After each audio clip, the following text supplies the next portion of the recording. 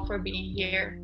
It's a real pleasure to start this conversation about something that for us is so important, which is sustainability. Mostly now that for us is the perfect time to move from thought to action. So life is quite fragile, and so is our environment, as we all know, and so is all these renewable resources we've been exploding from all industries constantly until now, and COVID-19 feels like a breaking point. We're all perpetrators of the system, but it's now kind of our duty to develop new behaviors, new ideas, new projects, new organizations that focus a lot more on community building and on saving our planet.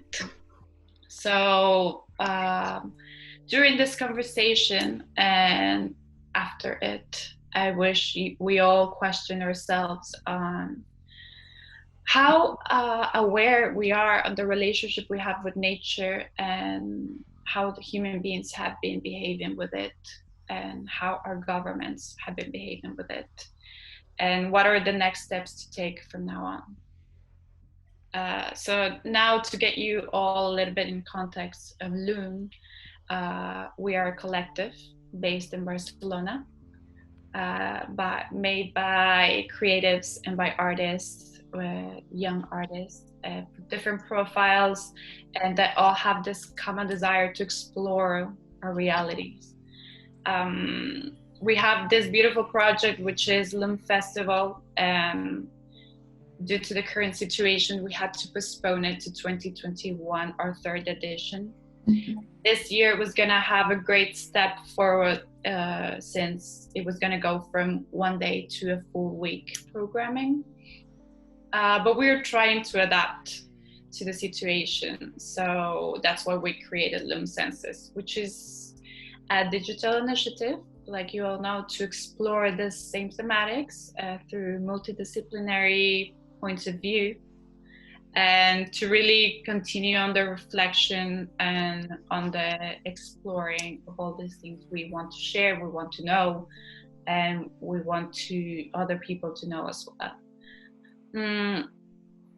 So in this, it's also important for us, for you to know that this year we were incorporating a new department in our production, which was Loom for Sustainability, in which we were starting to create measures we know the environmental impact that festival had. So we were trying to create this model of things to contribute and for other promoters to apply as well. So we will continue to do that, and you will soon know more about the 2021 edition. Now, the theme for today for the conversation and the whole thematic during these weeks being the awakening and how to move from the unconscious to conscious actions, and which is why today we want to speak sustainability. We really think this is one of the steps to move forward. So today is mostly a reflection of the learnings we've all had during this past months and how to move from thought to action. So we will start now with a brief introduction of our guests. Please, Kiki, Calis, can you start? Hi everybody. Hi. Thank you so much for having me. I'm very grateful to be here, and special thanks to Alex and Michaela and the rest of the Loom team, Loom family, for organizing the festival and doing all the hard work and now putting all your energy in these live sessions. I think that's very wonderful, and it's very special that you can still connect all those like-minded people. So thank you so much. My name is Kiki. I live in Amsterdam. I work as a freelance sustainable creative, and I try to make people aware of their impact on the planet in a creative way. I do this mainly in the Netherlands, in the festival and music industry.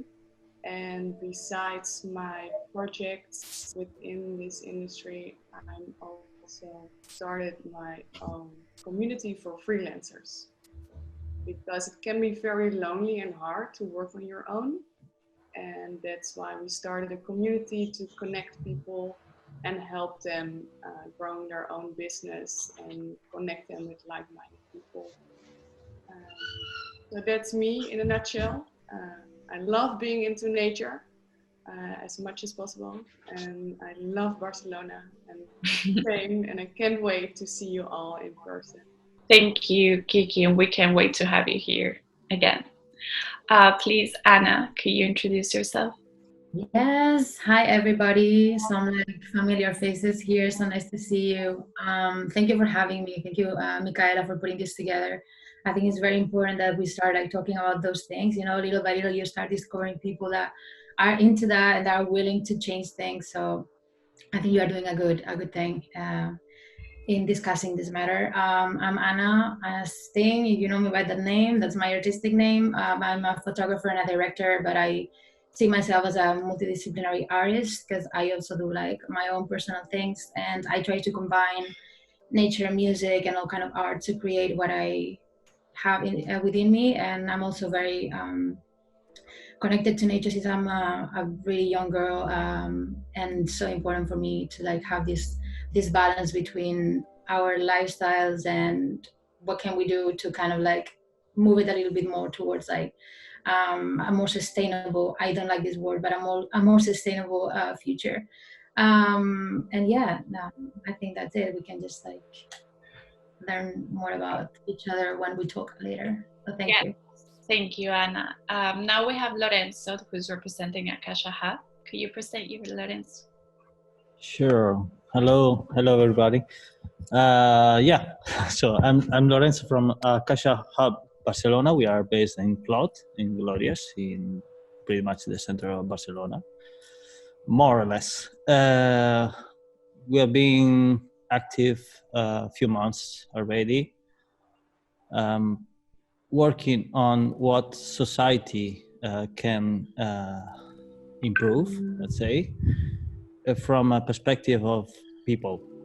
So we are analyzing what's going wrong in society, and we're taking action towards having, first of all, a communication about the topic, inviting experts here, and from their own engaging the community to work on a specific solution we try to find.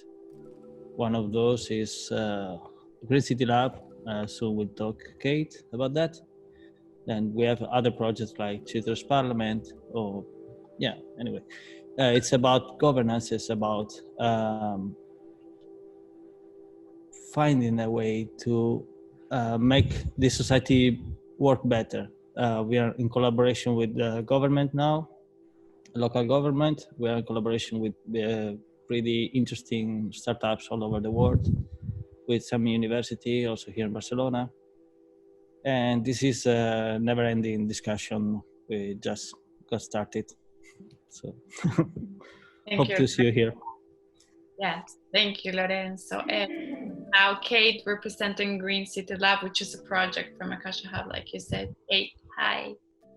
Hello, everybody. My name is Kate Hutchison, and I work here in Akasha Hub. This project we are representing today, Green City Lab, was started together with the vision of the wonderful people that gathers around this place, together with the community in Clot neighborhood, and also working with the common good goal we all have, but trying to put actions from the awareness we are, I think, all aware. So, and this situation has given us the opportunity to really understand how important this project is right now. And so it's a collective. It's also a communitary project. But the most important thing is a new way of life, where we empower ourselves and we take responsibility and action on designing the kind of future and society and city we want. So all of it with a perspective that comes from the relation with nature, that we believe that it's the thing that our city needs to understand, that we are nature. And so from that, we take actions, we put the efforts together from different people like public administration, other tiny projects that work in that direction together to get this mission done. Amazing. Thank you, Kate. To start with the questions we will have, lately what we've been talking about is what are the learnings we've had during this past months. So for us, it's really important to know what learnings have you had in this past month. So Kiki, could you start telling us briefly what are the learnings you've had from this quarantine? I think for me and my surroundings, especially here in the Netherlands, is that you can really see how creative people are. And I think it's amazing to see how flexible businesses and brands are, way more than I thought before. And they can like shift their or reinvent and redesign their own business and strategies in like 2-3 weeks and go into action and change everything. And I think that's wonderful to see, that people can change if they need to. And I think that's very promising, and especially now, I think that's what we need. So that was more my business inside and from what I'm seeing here around me. And besides this, it's, I don't know, I think we really needed this time to slow down and to see all of this and to see the businesses and systems that are healthy and future-proof. Yeah, I think we really needed to slow down to see more. Absolutely. I think we all have to redefine productivity and redefine why are we such in a rush all the time, you know. Thank you. Anna, could you please tell us what have been your learning? So I'm gonna talk from my personal experience, not so much about like a creative field, but obviously also involves a creative field. But I'm just gonna talk about how I've been feeling, what I've been observing around. So I wrote a few things. So I'm just gonna share them with you.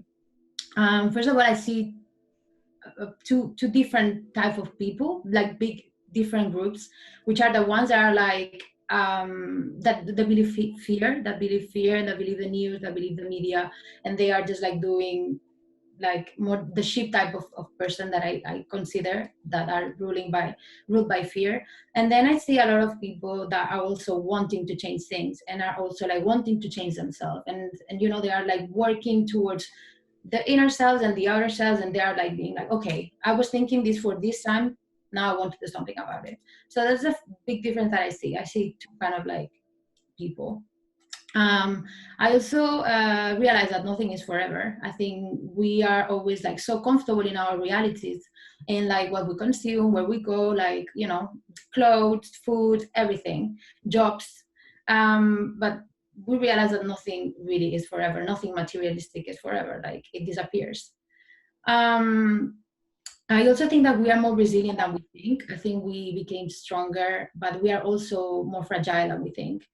I think personally that we are more resilient because we've done that. You know, we've been in a house for like a lot of time, and I think for a lot of people it's a big struggle and has been a really, really big thing. But also I think we are more fragile than we think, because look at our economy, look at the system. Like most of the things that we thought were fine are not fine. La sanidad, sorry, I cannot find the word in English.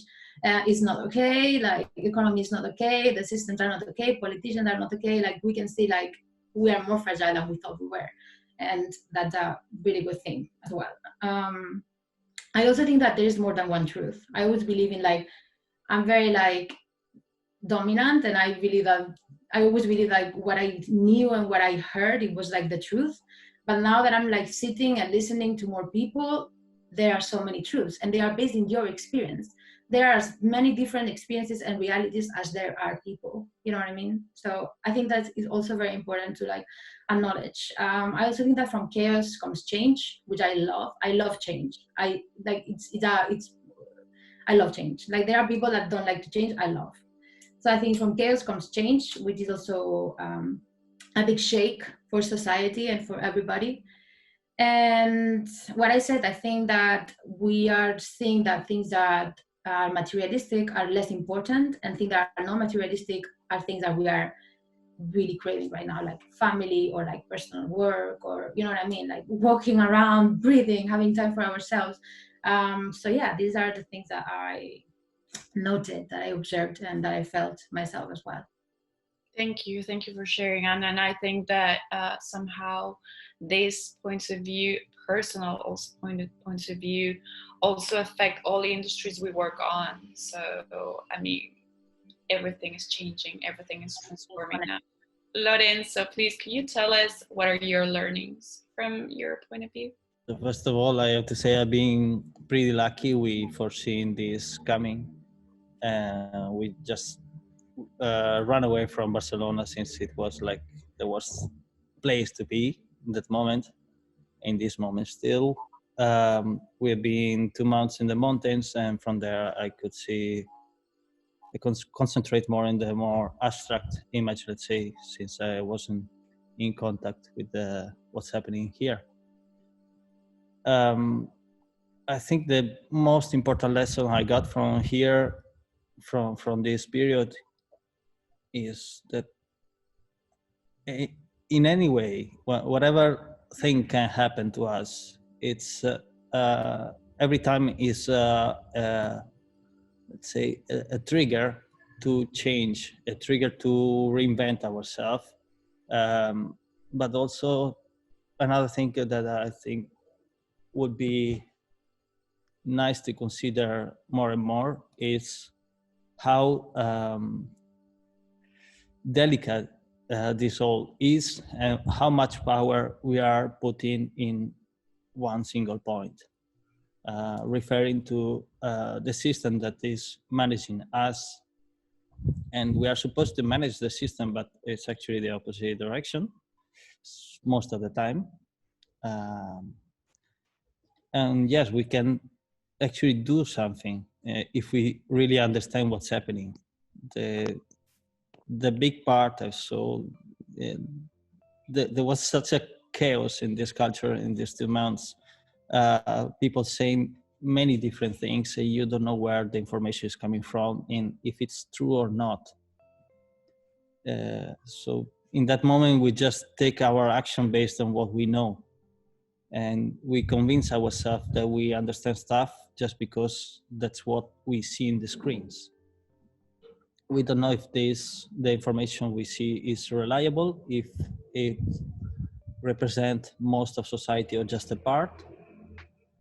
And so the action we take is based on that, and can be sometimes very mediocre, or with all the respect, but it's at any point in society we're being this close to understand how valuable it is to understand things.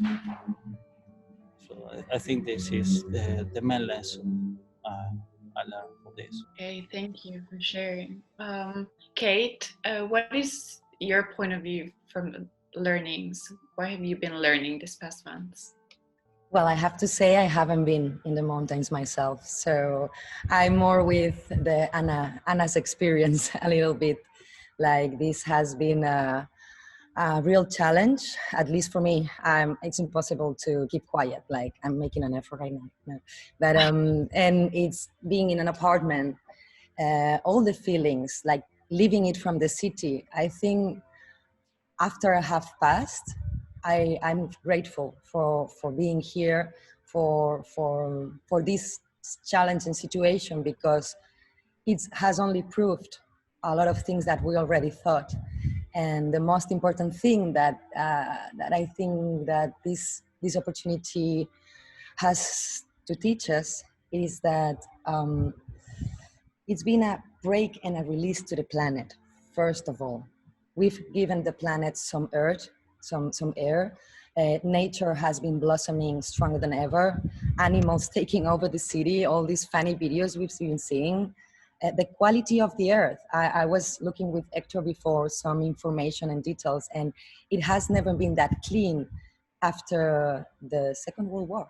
So it's been a long time since we give this break. The other thing regarding that is that is the right moment to involve society in this change, because it has been in front of everybody's eyes, the situation. And so I think people can realize better, can empathize, can get more sensible of this situation. And also the us being separated during the quarantine has given us the idea that when we cannot connect, when we cannot be all in the same place taking action, there's lots of tiny actions that we can start doing in ourselves, in our interior, in our homes, in our daily way of living, that strongly helps to the Commonwealth. So more or less, I think that's the learning. Absolutely, I totally agree. I think from the individual, we start the collective, and that's the way to move forward. So, to get a little bit more on our industries, I would like to know if you could start over tomorrow, all of you, what would you do differently within the industry work in? And now, after all this, what is the first thing you would do to change your industry? So, Kiki, we can start with you again. Yeah, if I focus on the industry from my experience, then I will focus on the festival and bigger events. And if I can change, I think that can change something that makes an impact from tomorrow on. I think that we can start with limiting limitations on CO2 emissions.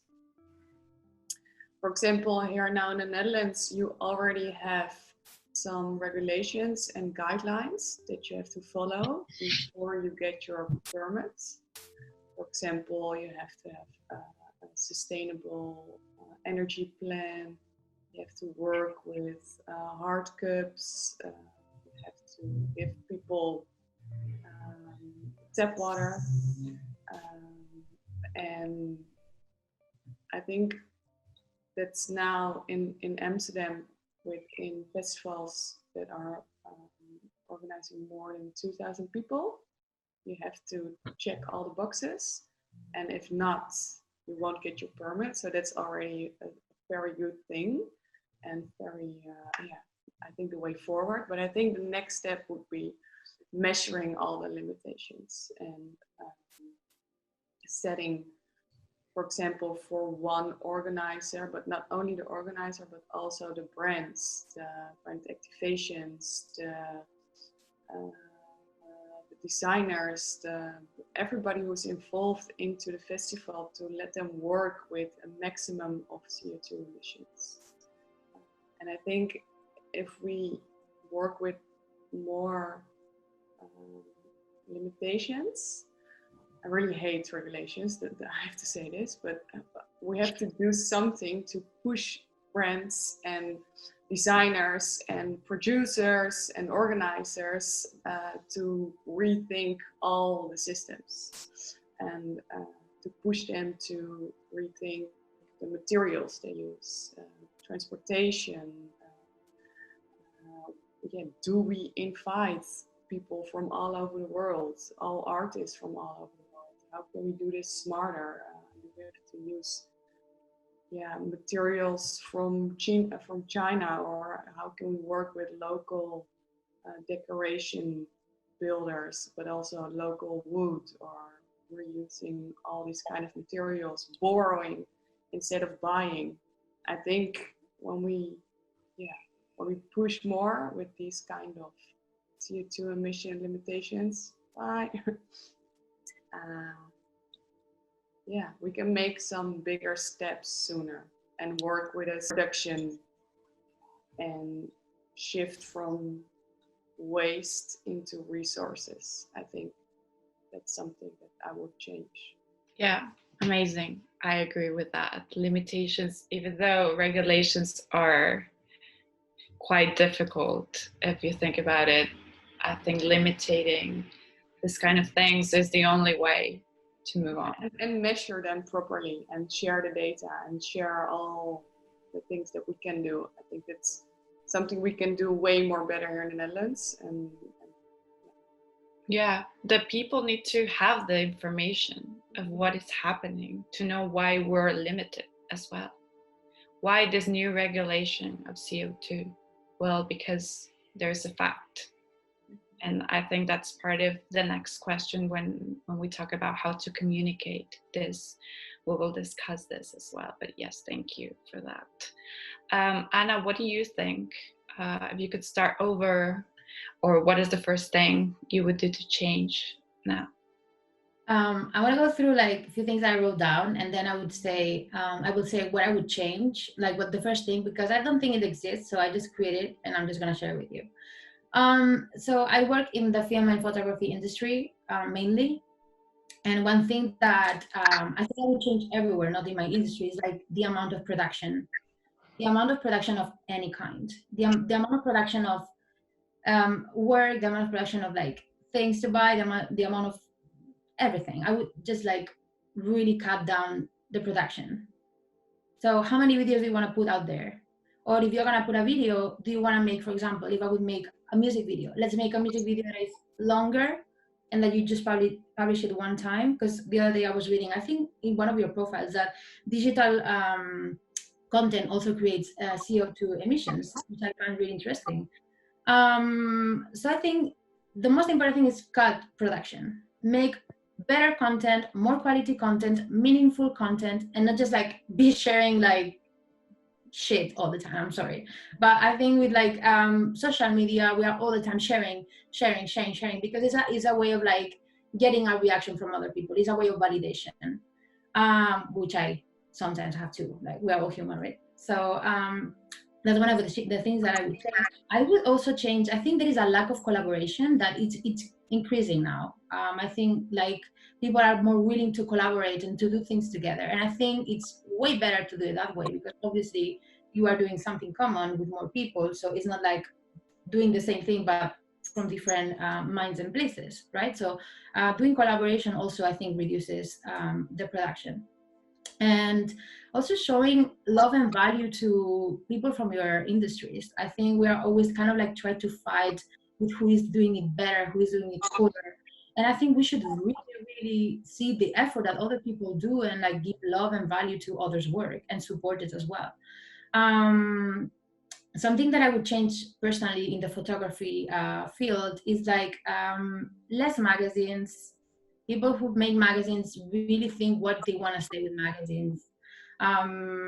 Stop making magazines for the sake of it, like make it more digital. And if you do digital, also think about the emissions, but it's again the same thing. Share quality content, meaningful content that is gonna last for a while. It's gonna be useful in a few years. You know, like I take magazines from like 20 years ago that are still inspiring and they are saying things that are still like, you know, important, interesting.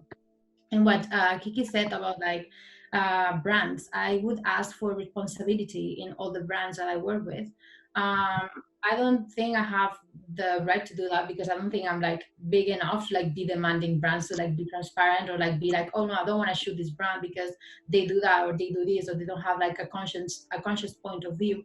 But I would really like to see the fashion industry to take action. That's one of the things that is really important, because I think it's like the second industry that is more contaminating in the world. So that's, I think that we should really get into. And the thing that I would change, first thing, it's something that I just made, maybe it exists, maybe it doesn't exist. It's called green sheet. So it would be like a rule, like a law, that there would be like a green sheet before you do anything, before you do any project, and there would be a green producer. And what this means, that someone would like make a sheet of like all the things that we are spending, all the things that we are using, and see how can we do it more green, right? So yeah, if it doesn't exist, someone should do it, because I think it's really interesting. And Luana. oh, you're doing it? That's really cool.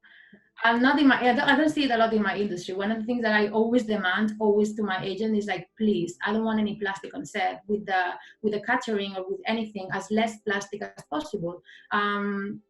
Use your reusable bottle or whatever. Like, let's take little steps, and if you can say something and you can change it, then just do it. So yeah, I don't know, just a few thoughts that I had. But yeah, the green sheet, the green producer, I like it. So it should be more everywhere and more out there.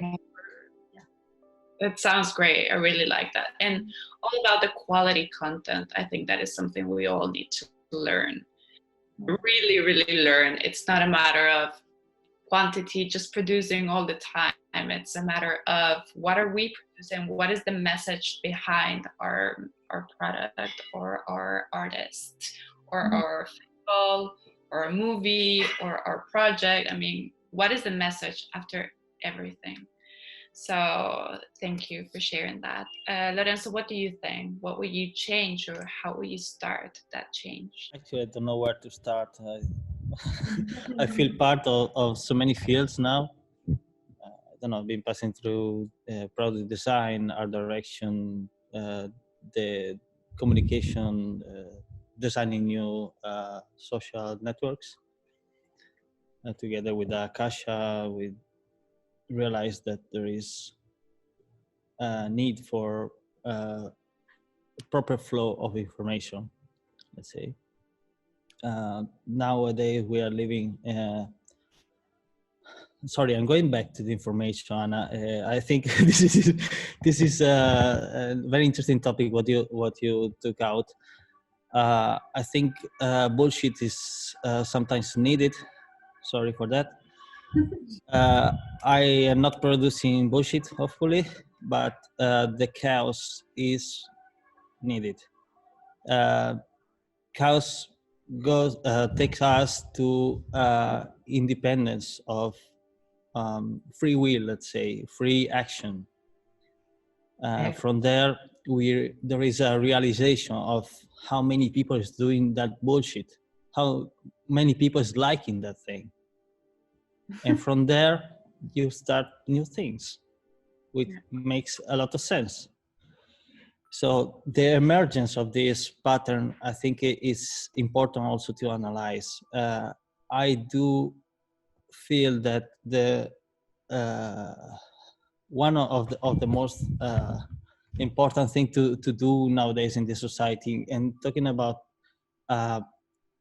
even product design or transportation or communication itself, is understand what we are doing.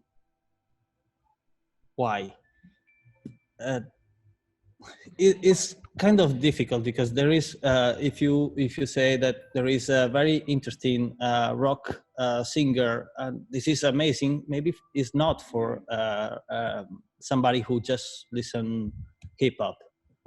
So is that good? Is that bad? What is that? It all depends on subcultures we have. So I don't know. I feel like there is a big thing to do nowadays, and it's relying on peer-to-peer review. Is relying to finding the source of the information, connecting all the information we are putting outside. One of the most polluting industry nowadays is plastic. It's transportation. Remember, we have 150,000 boats. It's an old data. 150,000 boats transporting things all over the world, and then you find out that the 17 bigger boats in the world are polluting as much as the whole rubber transportation in the world. It means all the cars, all the trucks, everything, compared to 17 boats.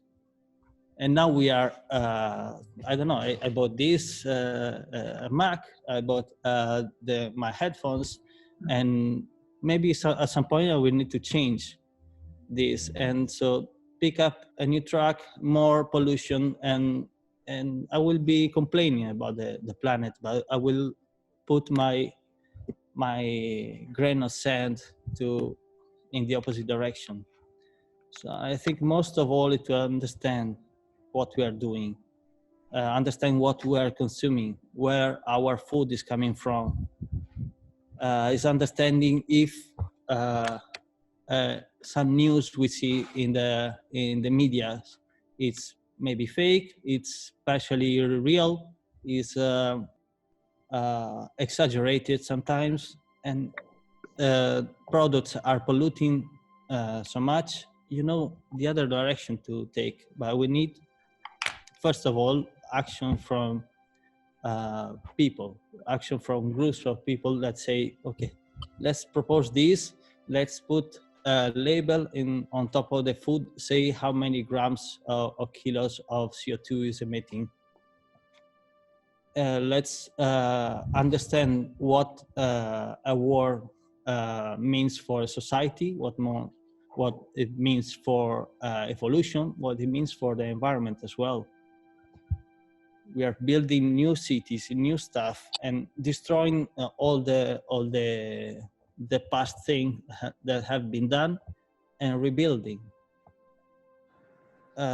We should design for longer term, as you say, Anna. I think we should definitely do that. Make quality content in the longevity, let's say.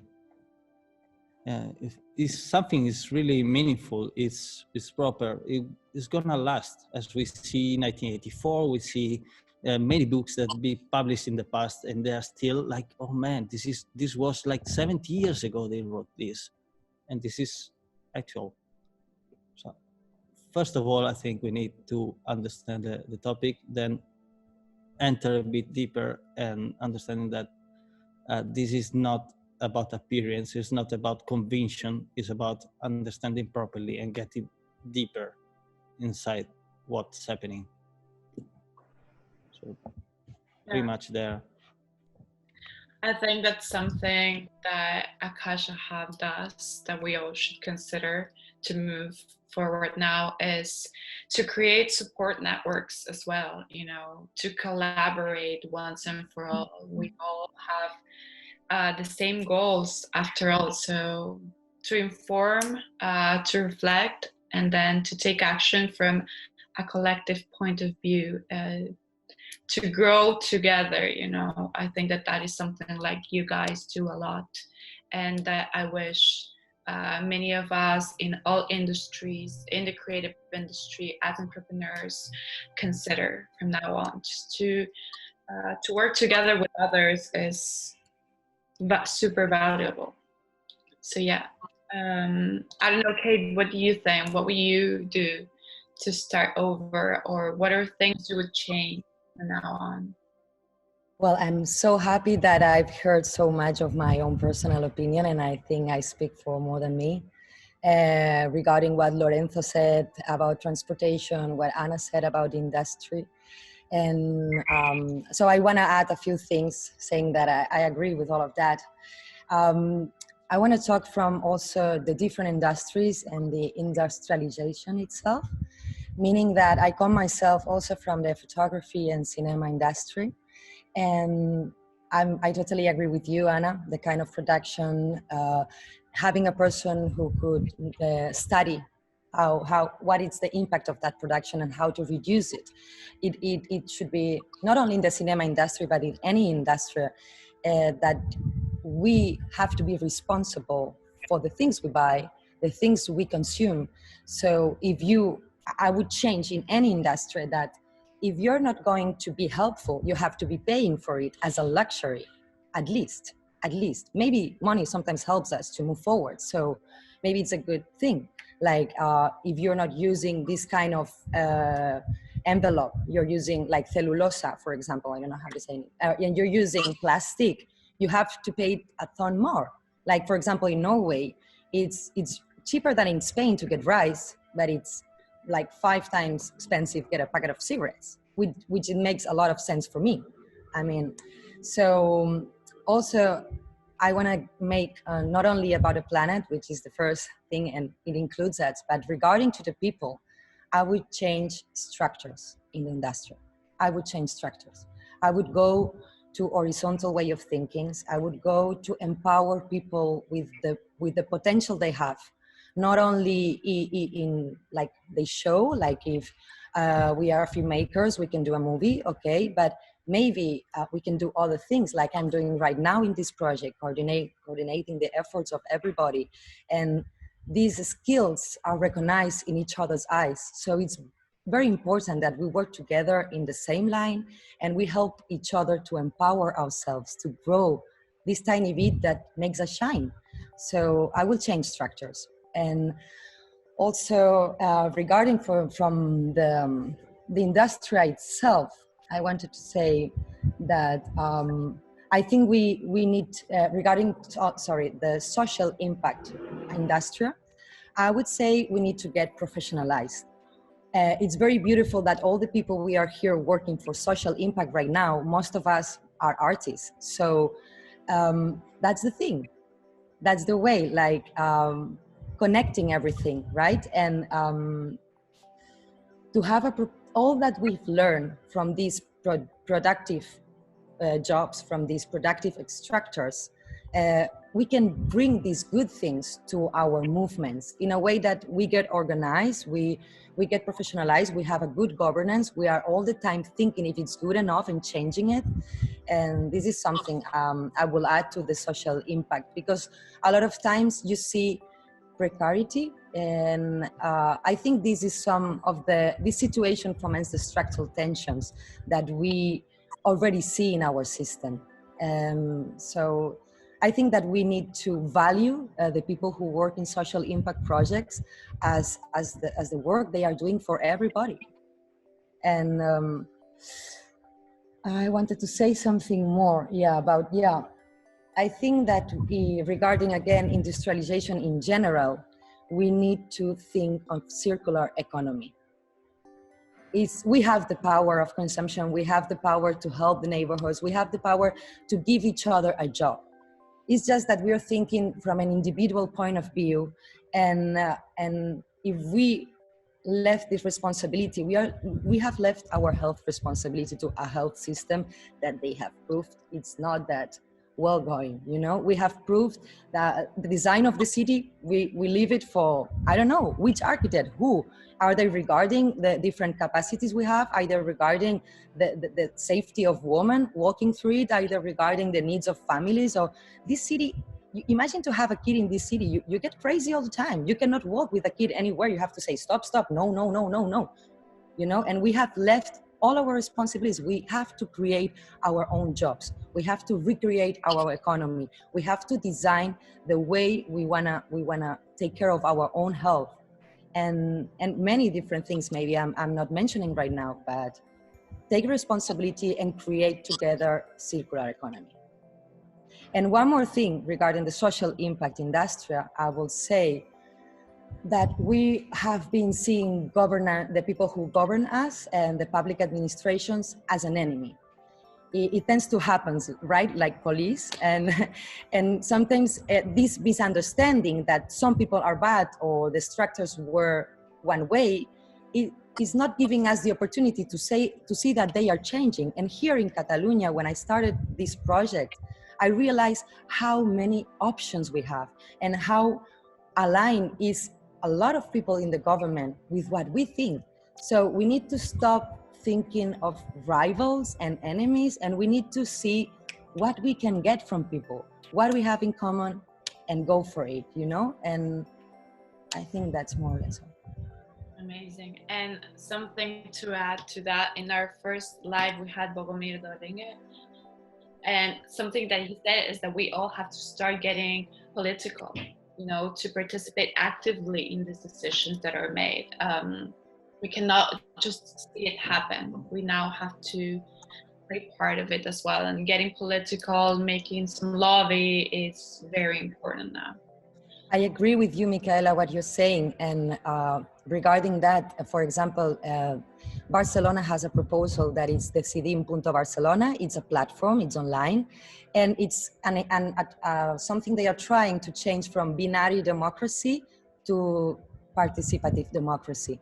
So we already have a power, and it's easy to complain, but this is something I will mention in the next question, but I think that,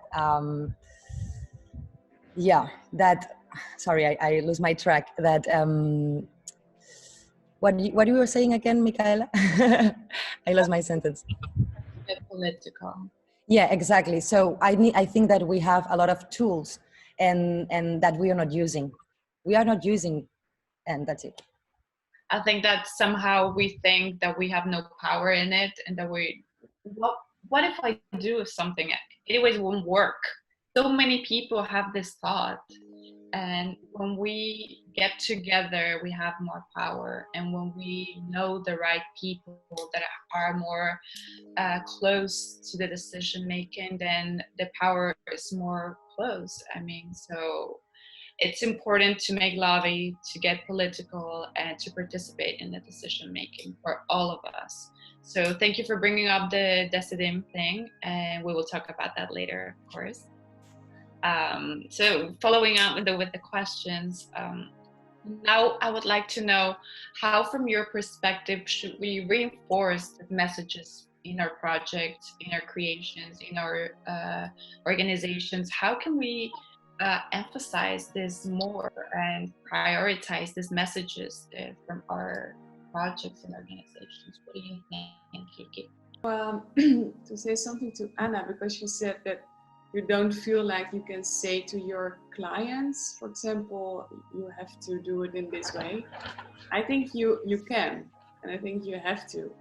And I think that's also my answer on this question. I think we just have to say it out loud, and we have to push them and tell them and show them their responsibilities. I think that's the only way. And I did it. It's super excited, because they can also say, okay, ciao Kiki, I will go to another producer and we'll do the job with them, of course. But I think when you can show them in a fun way that they can do good, and let them feel that they invented this whole project themselves, and that's my experience, that it opened their eyes, and give them examples and the tools that you will help them do it in a different way. And that's a whole different kind of talk, and things you can show and let them use your experience, and just push them, just push it, just do it, and have faith in yourself, because you know it's the only way. And they're just lazy or scared because they didn't do yet. So I would say we have a question that maybe you can answer now, Kiki. Alex is asking if you can tell us about some time you did this with a client. And we were spreading love through the whole Netherlands at a Memorial Day here, because people were not allowed to go to the places where the people normally come together on the 4th of May. So we set up a project to spread all biological flowers, and we transported them by big trucks, blah blah. So if you see the project, it will be very polluting, because flowers, they will be there for 1 or 2 days, and then you throw them away. You have to use a lot of trucks. You have to make a lot of bullshit advertising, because it was with donations. It was a lot of like this typical, I want to show my brand I'm doing good in this COVID time. So what we said, okay, we can do this for you. We love it because it's very important that people can still stand still with all the things that happened on the 4th of May. That's very important, and we can connect the people through this action. But we will only do this when we will measure all the CO2 emission of the project. So you have to give us extra budget for this. We will only work with a biological producer of local grown tulips. So no flowers from another place, whatever, no export. What we will do is we bring it with more sustainable trucks than the trucks they normally use. And at the end, we really want to collect all the tulips and bring them to this. Yeah, it's sort of a, how do you call this in English? Sorry. It's like a composting little machine. So normally you bring it to the composting in your garden, for example, and it takes some time, and that's how nature works. But now we can bring it to a composting machine, and it works that it composts in 24 hours. So at the end, you have this beautiful bags with compost you can use in the gardens from the people where you also brought the flowers. So then it's a whole different kind of project than just bringing flowers to the places and throwing them away and give the company their advertisement. So that's how I presented them. Okay, we can do it, but in this way. And they were like, whoa, that's a good plan. We never thought of that. I was like, yeah, and we can do it for the same price because all the other companies, they had nothing to do now.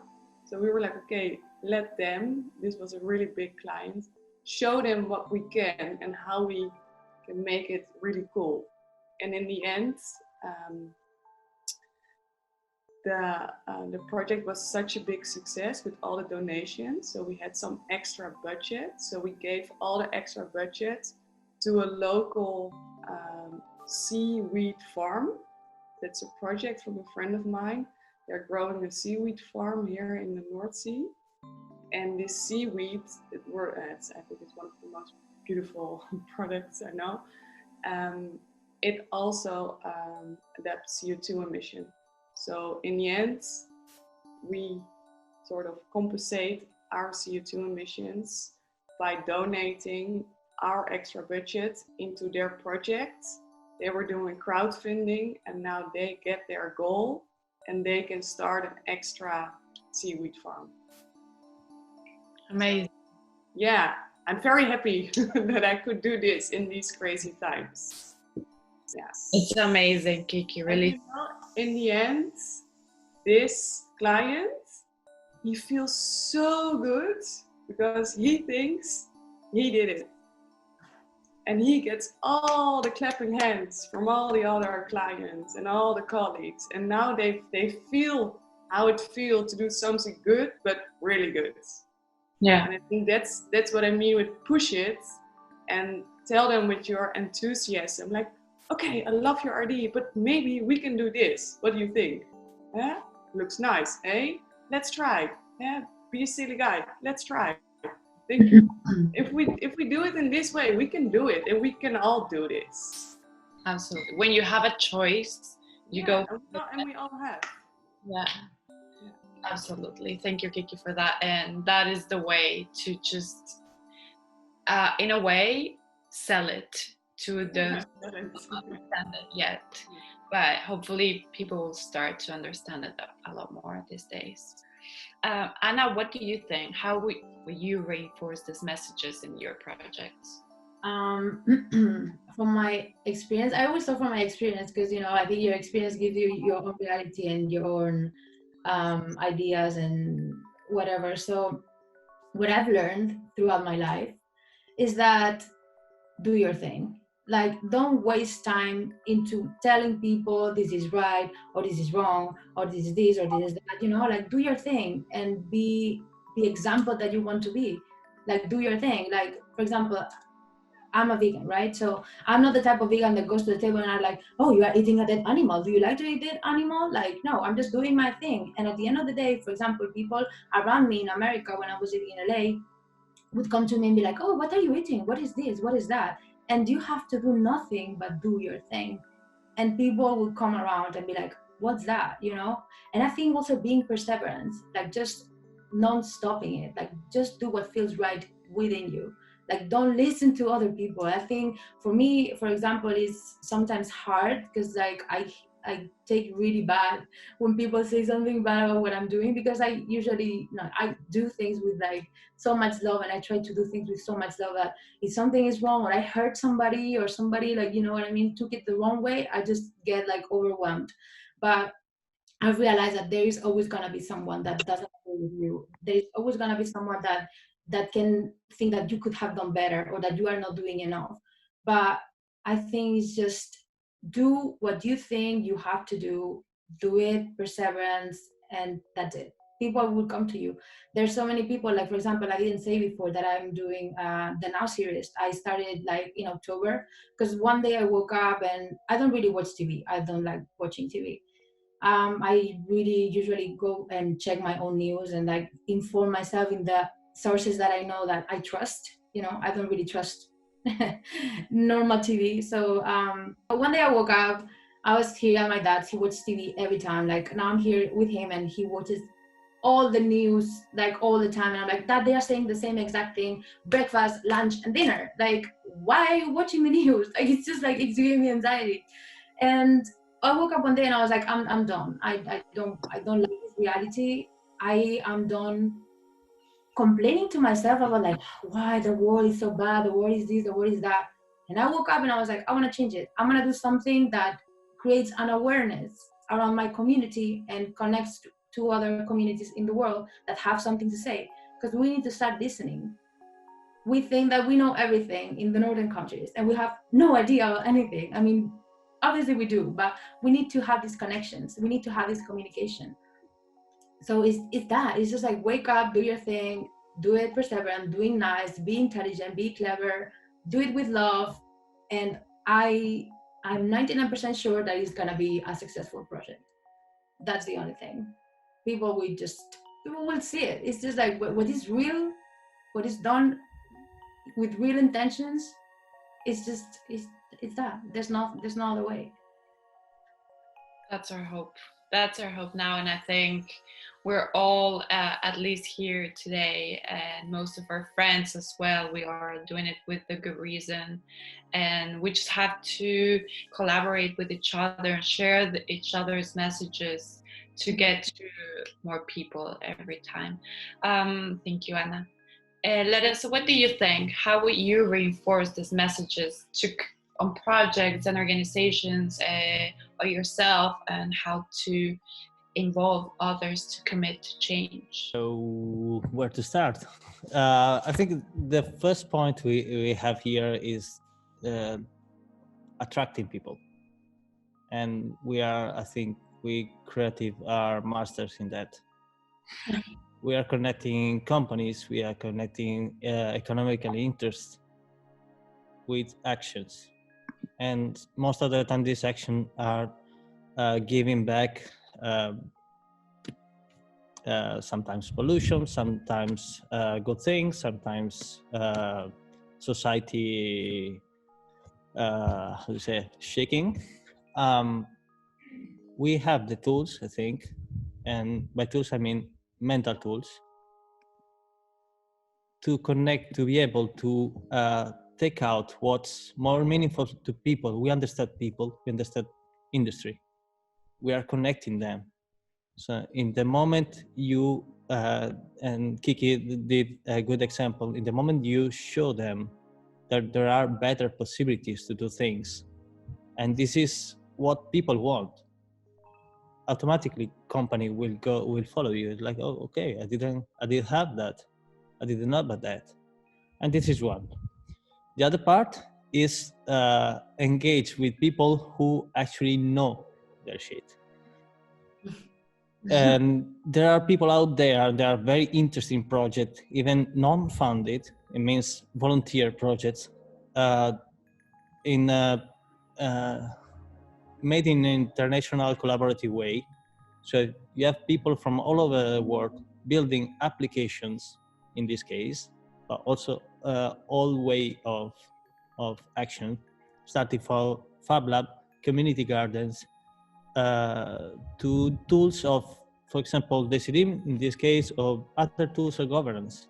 For instance, we don't need to wait for something to appear in front of our eyes in order to be able to decide if I'm gonna buy it or not.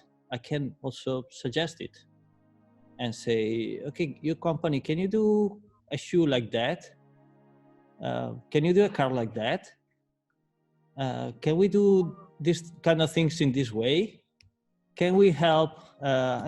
In this case now, in these last 2 months, we have seen local Fab Labs and people with 3D printer acting, printing a lot of masks for medical, for the health industry. So I think tools are there. We are the people who, and we, I mean the creative people, are the people who can actually connect one field with the other.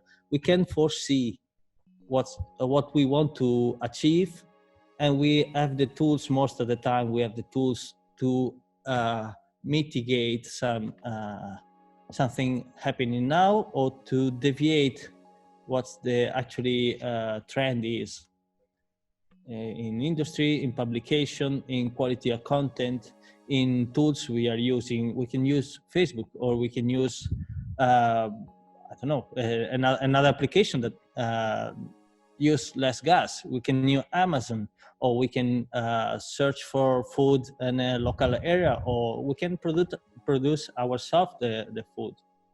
So I think there are so many ways we can do stuff nowadays. And I think taking a phrase, if I remember properly, taking a phrase by Waking Life, which is a very interesting movie that I suggest you to watch. This is probably the most amazing moment we can imagine to live in. We have all the tools. We have never been so connected. So it's just a matter of organize ourselves. There is a ton of people who want the same thing that you want and we want.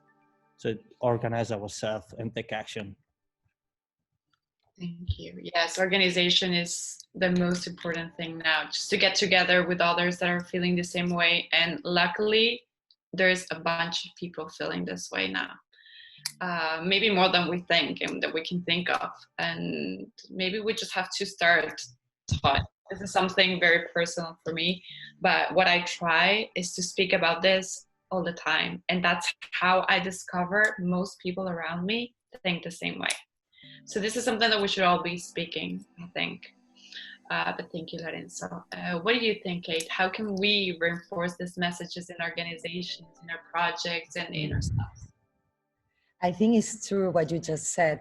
The magic you get when you start acting the way you think, and you start talking about it, and just, I don't know, what Anna said too, just do it, do your thing, you know? And suddenly you realize how many people around you are thinking the same way, and how much vision we share in common, and they are already committed. It's just to get these connections regarding what you guys were talking and what just Lorenzo said. So also these apps and everything, but this, what is happening now, Loom, this proposal, all of us here together, and the people who is sharing this moment with us, this is a connection, and this is the first click, because it's our philosophy. It makes us to philosopher, you know. And what it gets from regarding also what you were saying about getting political, I realized since I started this project that we were just making philosophy all our life. The people like us, you know, that we have never been agreed to everything we saw, that we could not do other things that talk about it or do something about it, is that from philosophy, when you put some actions in your philosophy, that it's politics. So every fucking thing, it's politics. Everything is politics. And well, so cool what you're talking about, the connections, and thanks for what is happening today. And also what I wanted to say from my vision and what I experienced in our project, that it's built on top of what I'm going to say right now. It's we need to be proposing a solution as soon as we expose a critic about something.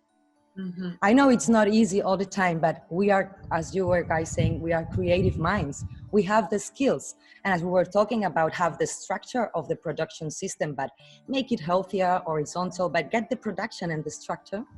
The same thing with that. Use our skills. We have to use our skills and get creative about it. We together, I realize when I'm with the huge team that they are all here with me today too, that we bring all the time with a solution and idea, just putting ourselves together. And we know more than we think, as well as we don't know a thing, you know, but when I was alone before having all this company, all these collective people in Akasha and Green City Lab, I thought about myself as a tiny option who maybe has nothing to say. But when you are together, we empower ourselves and we confirm what we are thinking, it's good, or we improve it, whatever. This is the way. So this way, we say it in Castellano, like we invented this term, observación. En vez de observación, observación. I want to make a tattoo of that, of myself. But I think that this way we create a debate. We give the people the opportunity to be part of that transition, and we are ensuring that we are listening everybody's perspective. So I think that's the path we need to get, as well as being reference, as Anna was saying, be the reference we want to see in the world. And yeah, this I'm thinking, and also this way we create a community that shareholds and the design of thinking from individual to collective actions again. So we can do the whole process together this way. Yes, thank you, Kate, for that. Completely agree in everything you said. Just to end the section of this questions and conversation and start with the questions from the audience. I would like you all to tell us just a small conclusion from you of what you think we can do personally from now on, and what can people do at their homes, at their projects, and how to participate in this transformation from now on. After, okay, we close this conversation and it's been wonderful, all very, positive input, but how to put it into action? What do you think, Kiki?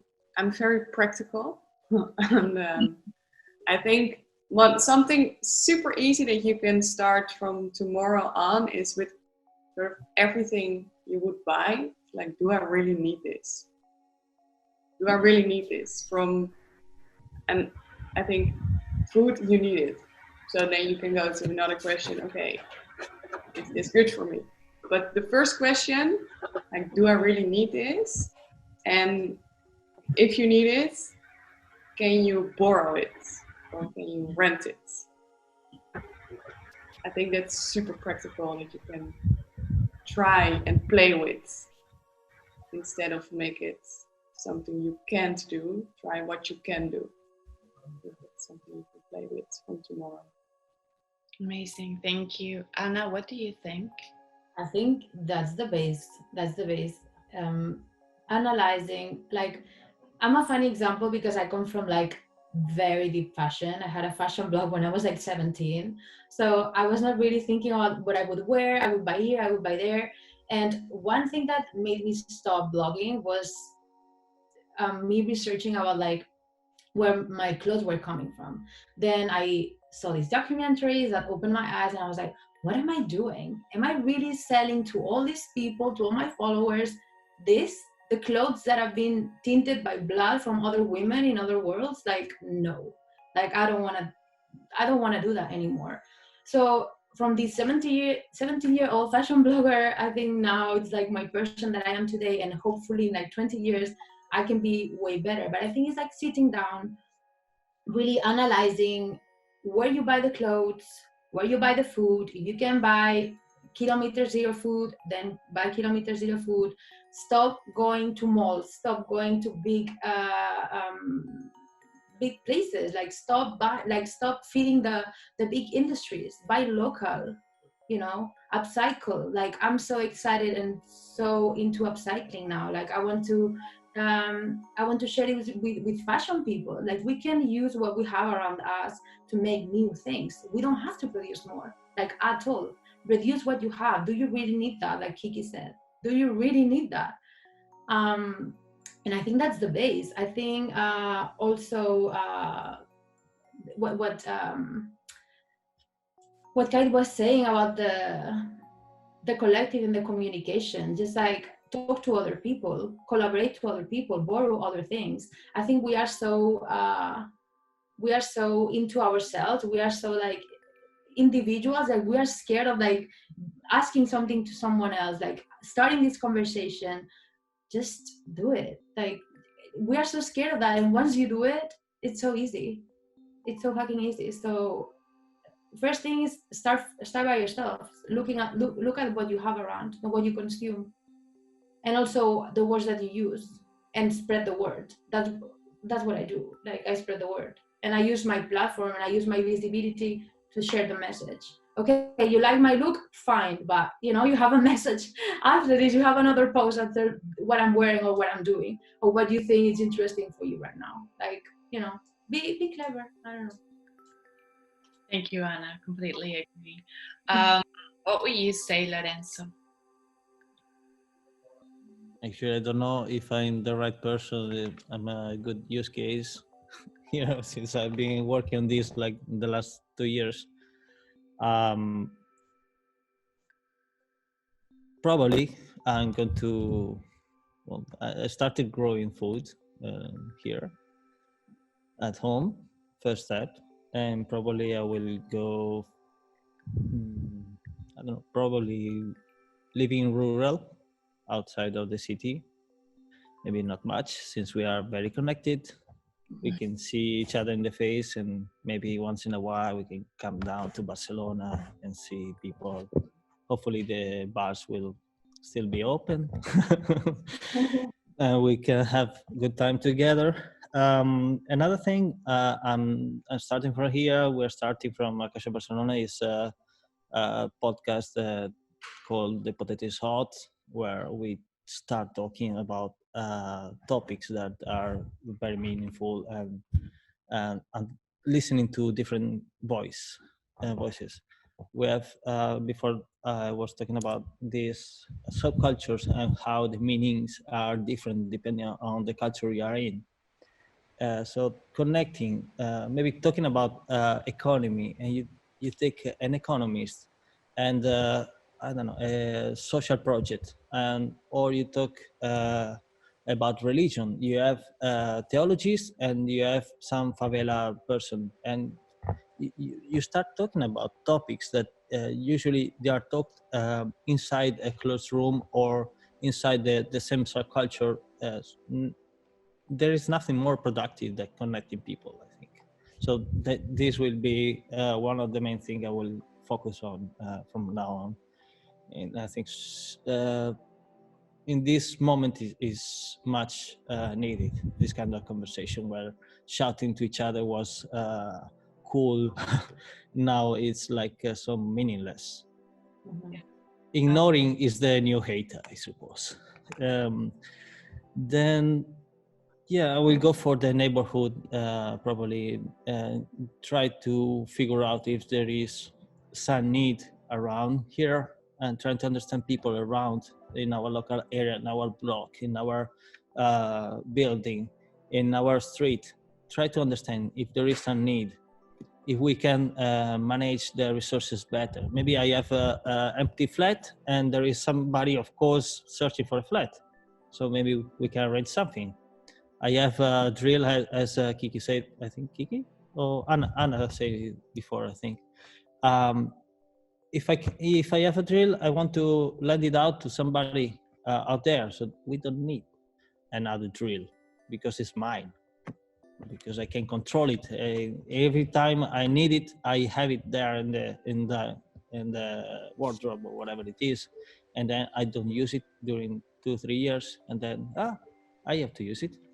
Okay, so somebody every day jump up their bed and go to work, building a new drill, because there are so many people who need a drill.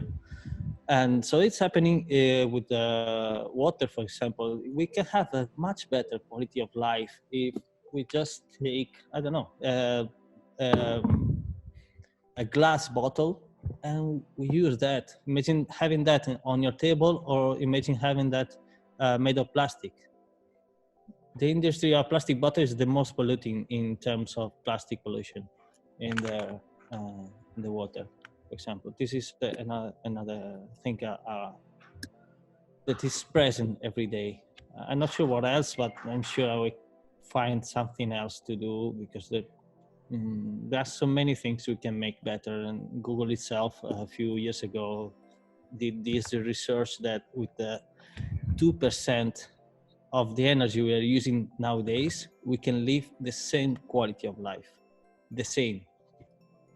It's a matter, if you start thinking how things move. If you need to buy a car, how many parts are there? How many travels there are?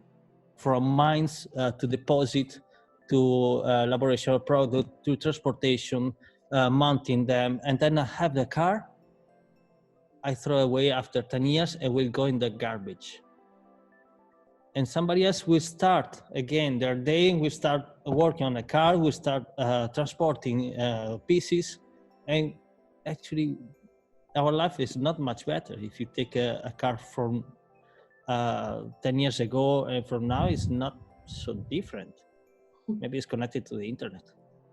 It can stop itself without you pushing any button. Absolutely. I don't know. I think it's limitless. It only depends on the time we want to spend in informing ourselves and to investigate new ways of living better. Absolutely. It's a matter of information in the end. To want to know this information, to look for the right sources, and to share with others to understand what is going on.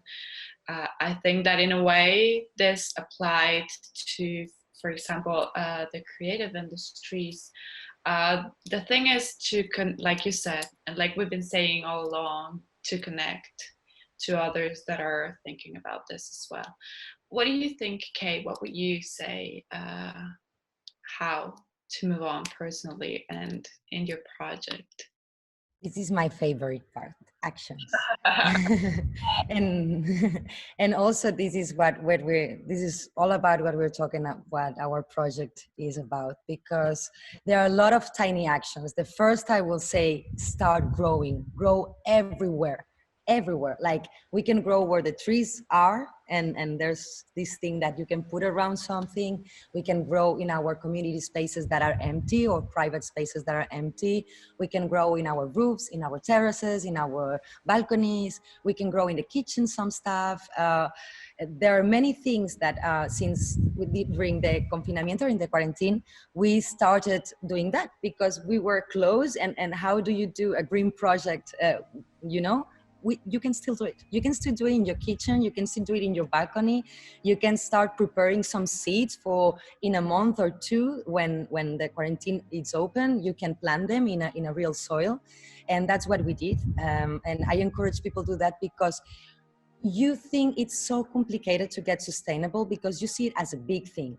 But when you start getting in contact with nature and some tiny solutions, you realize how easy it is. I mean, we did that at school to grow these lentils, los brotes de lentejas and these things. I mean, we already did that when we were kids. And that relates me to another point, that it's something that is more spiritual, but it's the base of everything, I think. And it's listen more to our inner voice, which is maybe our kid voice, who normally has lots of answers and more knowledge that we keep forgiving as we forgetting as we grow. So also, we can do tiny actions together, and this leads us to another point. But first, sorry, I wanted to say, before recycling, reusing. And I mean, we can put the plastic bottle in a place and blah blah blah. We can ask our governments to take the care of this shit we create, but if we can also do it other way. We can start buying beers in a place where they buy beer in a bottle. You can start buying local products. If you want more information about that, please contact us. Like people who are bringing local products from around Barcelona, Catalonia, or Spain. You can buy even aguacates there. Not all the time of the year, but you can do it. And the food, it tastes so much better. These tomatoes we have are amazing, and they come from El Prat. So I don't know. Also, other things we can do, like tiny first. Start listening, create. This comes by local, modify. Modify with gadgets our home. There are a lot of gadgets that can help us to reduce our consumption of water. We can maybe do tiny structure operations at home that will let us to, okay, I install these for water, so I'm not buying bottles anymore. I have these that cleans it. I put a bottle in the toilet place, in la cadena. You can put in the space we have for water in the toilet. You put a bottle there, and every time you flush, it's at least the half ton of water we are using. And what I mean is that this is tiny actions we can do even in quarantine. When we are alone, the loneliness we can still do something. And when it comes to the tiny actions we can do together when we gather, is like designing, for example, tiny structure operations at our home. We can start designing together bigger operations, like, okay, well, maybe the water that goes to the toilet doesn't need to come clean. Maybe we can use the shower one. Maybe we could start designing buildings like that. Maybe we can go and talk to the government that they are starting a social building right here. And they are really interested in creating a society that is self-sustainable. And Barcelona has got the idea of becoming food sovereignty free in 2054. So it's not a lot of time. But what I mean is, like, we can do tiny things also together that will make a huge impact. And we don't need to be, I don't know, some kind of people with power. It's just us together designing and giving them the solutions that sometimes they don't have the time to see, and they don't have the youth, or they don't have the fresh point of view of creative people, you know? So also, other thing I wanted to say, yeah. I wanted to say also regarding this thing about eco-living and designing society, I think we should start doing cooperativas de vivienda, co-housing. I think we can create an example there in a couple of years and trying to become really, really, really eco-villages. I think we can do it in the city. There are some examples of that, and we can do it also near the city. Because sometimes we see like we have to choose from one to be, and I think that we can create that. Only we can create all of that if the tiny action we have to do is stop seeing competence in the world and start seeing collaborators. Absolutely, I completely agree with that. And I am from Ecuador, and we have cooperativas de vivienda there a lot, which is something amazing you just mentioned. Sometimes we don't know, but going back to the roots, to the ancestral, makes more sense nowadays. Thank you all for answering these questions. Now, if anybody has a question, it's the time to ask it. I saw that a little while ago, Alex, you asked something to Anna. Would you like to ask that now? Yep. So thank you all for this. It was really, really inspiring and really nice to hear all of your points of view. I just, at some point you were discussing something, and I find it all really helpful, especially the part where you guys discussed about how everything should be political, and that's something we realized with this project in a way we do a music festival, well, not a music festival, we do an interactive arts festival where we display a lot of things, but sometimes for us as creative people, it tends to be really easy to take out the importance there is in politics and somehow like just shift away from it. So I think it's really important that we all kind of find allies also in that sense, and find ways for us to get political also. But my question was more towards Anna, because she in the last series they had, and the now series they had Lolita Chavez, which is this indigenous activist, and she kind of brought to this whole discussion a really interesting part for me, and that was kind of like how all of this that we spoke about is so kind of like the mothers of the mind and action, but she dealt with these topics in a really spiritual way, and really a way that comes from the heart, and that was really inspiring. And I just wanted maybe Anna to sum up a little bit about how she approached all of this, and how it is so different to the way we see it in the more developed world. Mm-hmm. Well, basically, it was so emotional. Like, she was so open and vulnerable and so honest and fearless. Like, she's been persecuted and they tried to kill her for nearly 5-6 times. She is, ¿cómo se llama? Exiliate in Spain now. She cannot really go back to Guatemala. And it's so great to see her speak that way, knowing that there are people after her, you know? Like, it's just like, okay, and I'm here in my house with my TV, with my, you know, complaining about the world. And then there is this person that is really speaking up to defend the land. What she was saying is that obviously they are so connected. Like, she talks about like the cosmology that they have. So everything is connected, not just humans at the top of the pyramid, but like a circular way of living, a cosmology. The universe is connected to the earth, to the humans, to the animals, to the plants. Everything is interconnected, and it's the way that I feel. It's the way that I was feeling it since I was a kid. And it was just that, like, the difference between here and there. I think we are in the northern countries, we are so disconnected. We are now trying to figure out what's going on, because some of us are like, what is this thing? What is this thing within me that is like, that's not okay? Like, this society I live in is not really in synchrony with like what I feel. And then you start like looking to other places and you're like, oh, that's the way that I would like it to be. And then you kind of like integrate both things. She was also saying how they don't want our luxuries. They just want to be how they are. And she also was saying that it's so unfair that because of our luxuries and everything we have, they have to suffer the consequences. And that's so fucking important for us to see. Like, they cannot maintain our luxuries. Like, they literally, southern countries are maintaining the northern countries' luxuries.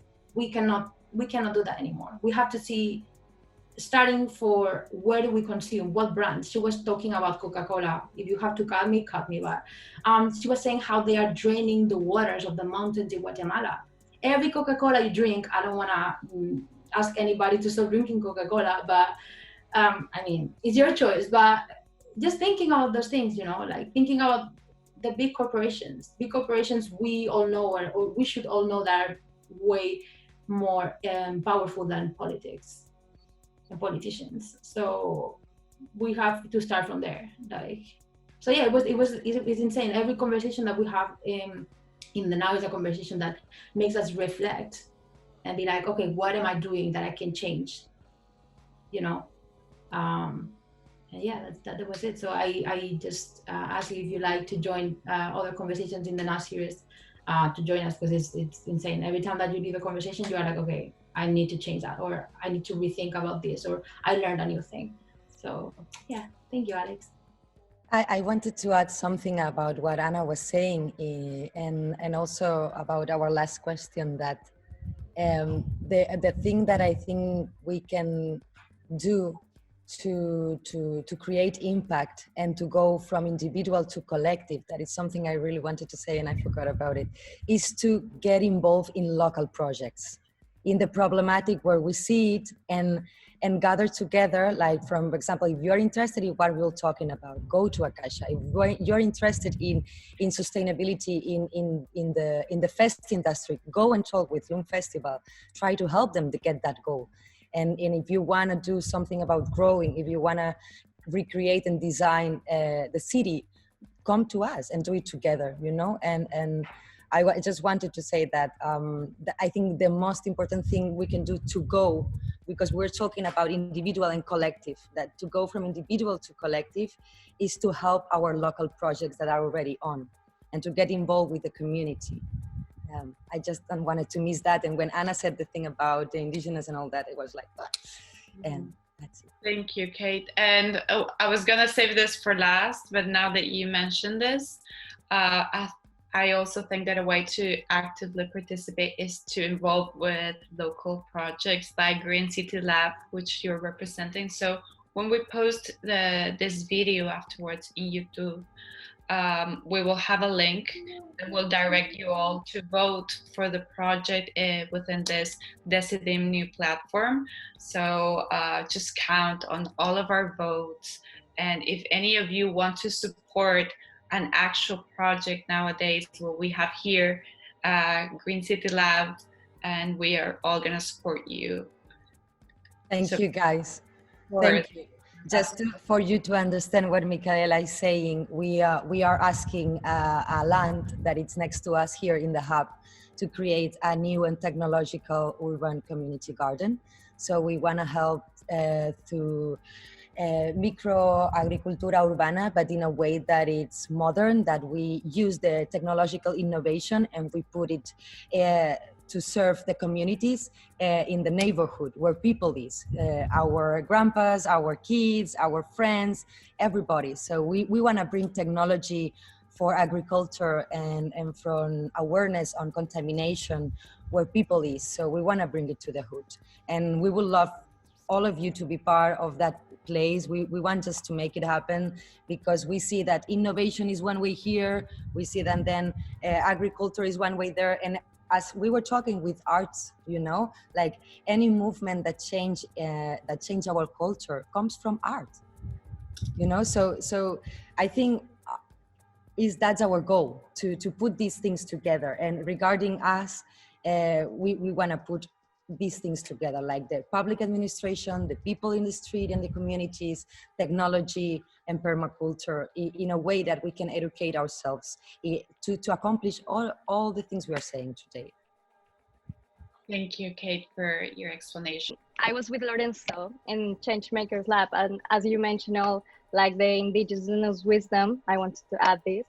I'm from Colombia, and I have been working with like going closer to this cosmovision in a practical way, because I have been living in Barcelona for a lot of years, and I felt like that, like what's happened, like what's these people like purpose, because I was in Amazonas too, and then all the community and all the essence of life is very different, as like, I don't know, just being I don't know, connected with the digital world, but more connected to nature. And I wanted to add two things to the conversation. For example, we with Lorenzo, we teach, because we're not experts, how to hug, and just a simple act as how to hug and how to express ourselves. Like in our event, there was people like from business, but also from Hare Krishna, like very different. And they were like, oh, I never thought that I was hugging like so disconnected. So I think that these little acts are like super important to connect with this origin that Anna was mentioning, and to connect with this, like, yes, essence. And also kids, like, and I work with kids personally in Barcelona, and like trying to that they join these kind of conversations, and that make them like from indigenous wisdom. They always count with little like with every generation from the tribe. And I think that we're like, okay, we are having these generations. Yes, Akasha hacks it, Lincoln. So it's like kind of combining our forces and our experiences. And for example, I teach digital activism for kids, and all that I learn from kids is like not even, I don't know, 120 years old people would like understand their minds, how they want to change the world. And just saying and doing this invitation to share with generations wisdom, super important.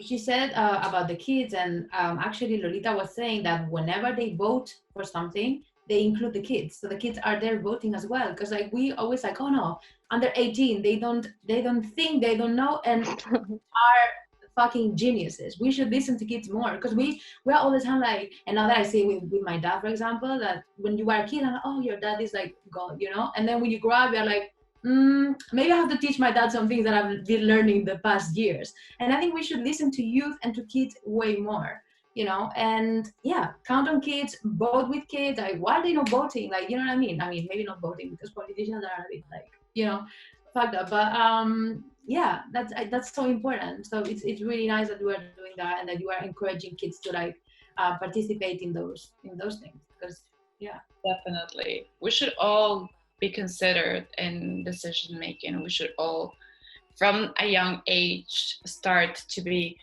politically educated, to know that we have a voice and that we can participate in this decision making, I think. Does anyone else have a question now? Hi, so thank you so much for everyone. It's been great. Well, I was just like, I wrote down like a few things, thinking about what Kate was saying about tiny actions in like our daily life. I thought about it also like how this has to be like, I think, like understanding like this lower rhythms also for ourselves. I like being like very patient about all these changes, because like I remember when like 7 years ago I started like to realize about the connection about my body, and even though like my way of consumptions, and I started being vegetarian and all that, I got like very frustrating a lot of times, because I was like 19 or 20, and no one actually like 7 years ago or 8 years ago, no one was in that vibe, even though my parents and everyone was just like questioning about all my like my changes of habits, and understanding it in a slower rhythm. It was great because I'm more constant with the changes. It's not that I want to change something and I want to see it in a few months. It's like, okay, so just be very patient with yourself. Be permissive also with other people's changes. Like, not everyone starts the change in exactly the same way. We all have different backgrounds. So like being like very permissive and patient with others, I think it's like so important in this, because we don't know where we come from. Like, we all have like different backgrounds, and yeah, I think that's like something like it's very important, like to understand it as a process, not like we have to change this now, and if I don't go to this place or if I don't participate in this.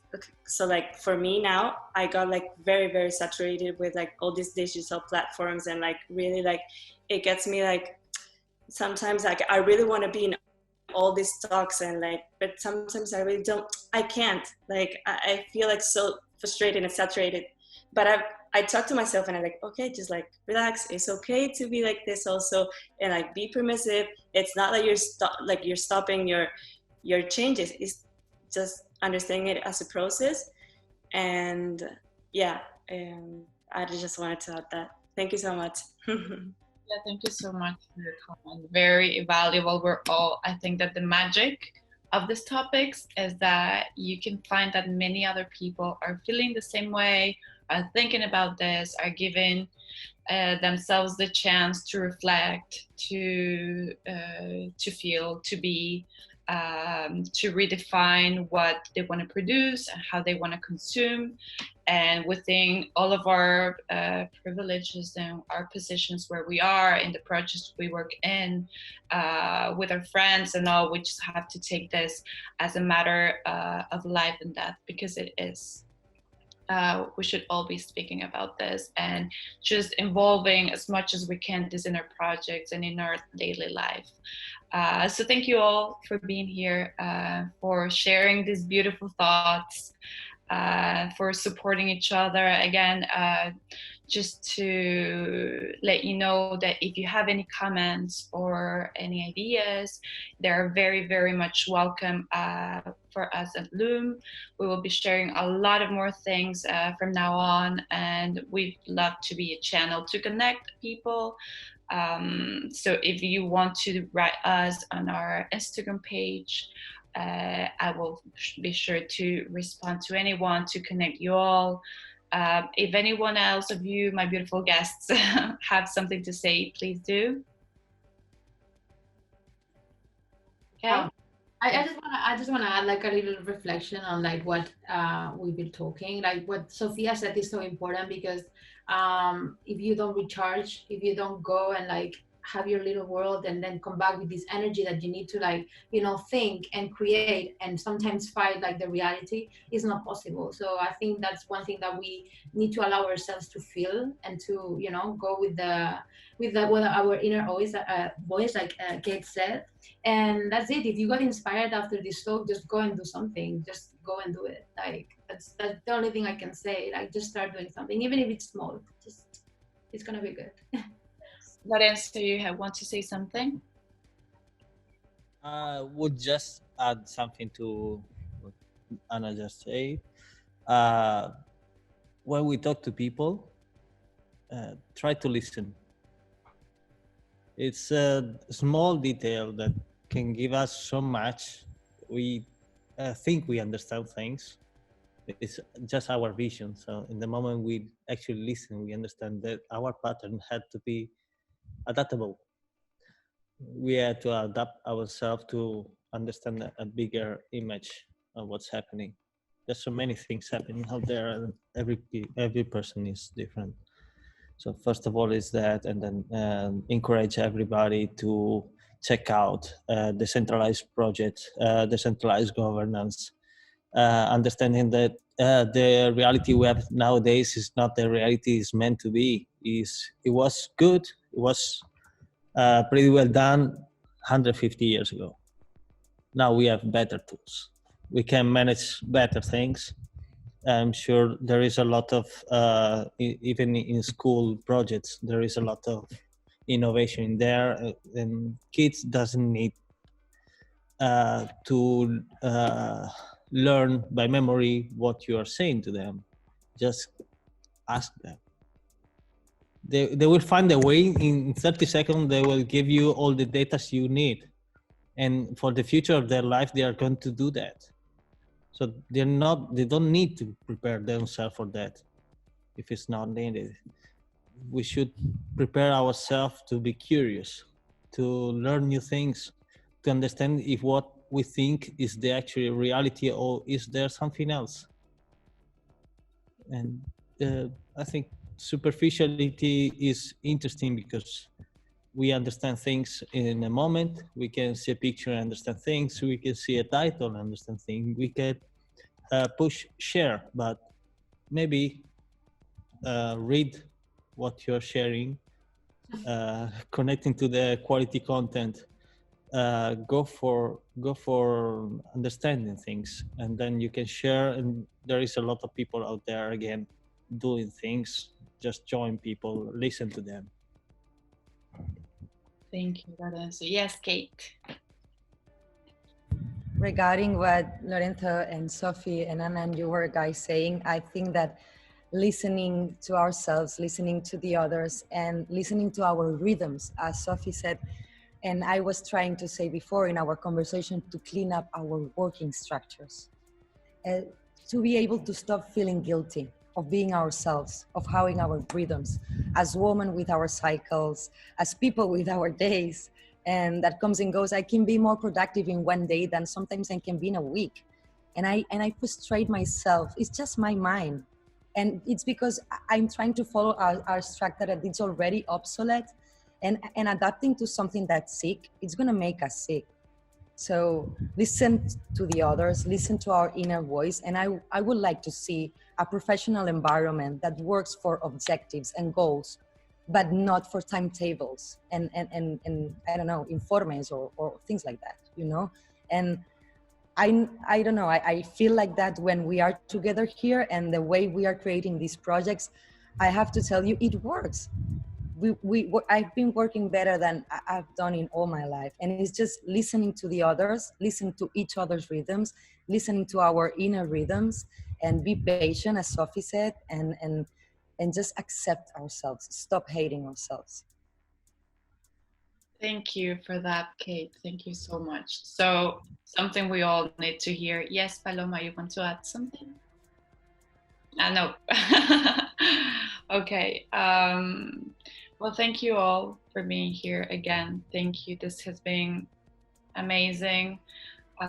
It's always beautiful to know people are feeling like you're feeling, have ideas, and that are taking actions of what you're thinking.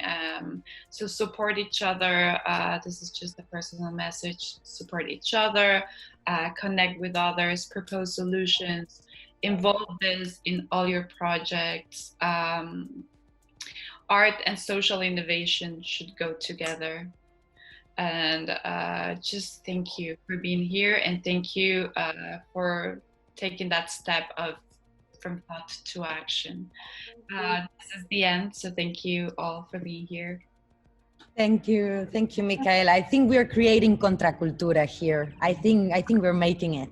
We are, and we should continue to do it, and we will. Yes, we have to repeat this. I think it was awesome. Thank you. Yeah, definitely. We will continue to do this. Everybody, just please stay in touch. Whatever idea or comment you want, we will very much receive it at our Instagram account, and would love to hear from you. And thank you all for being here again. Thank you. Thank you, guys.